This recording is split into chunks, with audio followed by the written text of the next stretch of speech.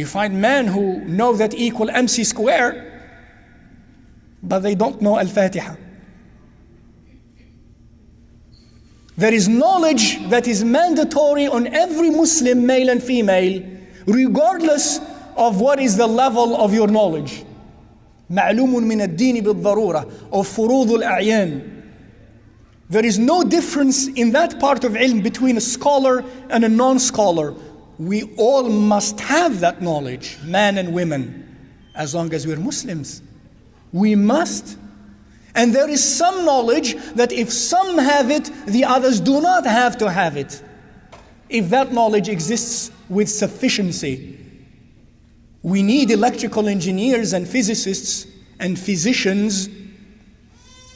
But if we have enough of them, that's it, it's enough. We don't have, not everybody has to be a physician.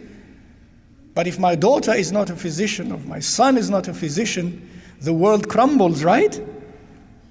But if my daughter doesn't know how to perform salah, doesn't know arkanul iman, doesn't know arkanul islam, doesn't know how to take care of her qalb, of her heart, doesn't know the fundamentals and the constants of morality and of ethics, well, that's okay, as long as she looks like she has a job. And I consider that knowledge and ilm and civility and civilized conduct. Whereas when she doesn't know anything about the source of her own being, of her own life, of her own existence, the purpose for which she was created, or my son for purpose for which he was created, that doesn't bother me. What a fool. What a fool I am. And I have heard Muslims, men and women. Now I cannot give my son a year off of school or 2 years, or my daughter to memorize the Quran. I'm afraid they waste their time. It's wasted time. Allahu Akbar. Allahu Akbar. The ilm of the Quran becomes wasted time, and the ilm of grammar becomes well-used time. We have to keep a balance. We have to know our priorities. When you and I die, the first question is not what degree you had from Syracuse University or from Duke University or Harvard, but who is your Rabb? Who is your Nabi? What was your opinion about that Nabi? How did you live your life in remembrance of that Nabi? Did you perform salah? The first question that we are asked about pertaining to action done in this world is not whether I had a bank or whether I invented a missile, but did you perform salah or not? Was it on time? Was it with focus or not?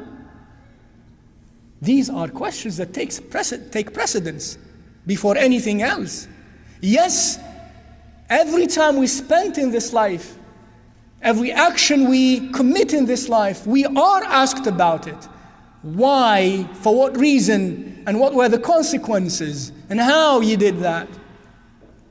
But there is an order of priority. If we do not pass the test of Tawheed, if we do not pass the test of Salah, nothing will help. Nothing will help.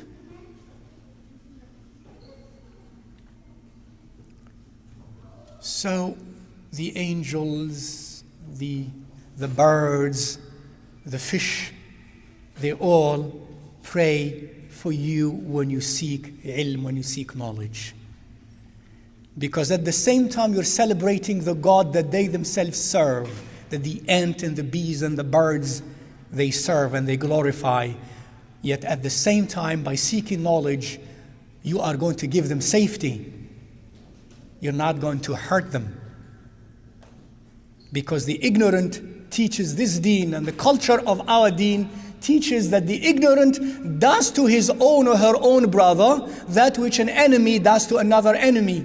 يَفْعَلُ الْجَاهِلُ فِي أَخِيهِ مَا يَفْعَلُ الْعَدُوُّ فِي عَدُوِّهِ. Remember that? The ignorant will do to his own brother or sister that which an enemy does to another enemy.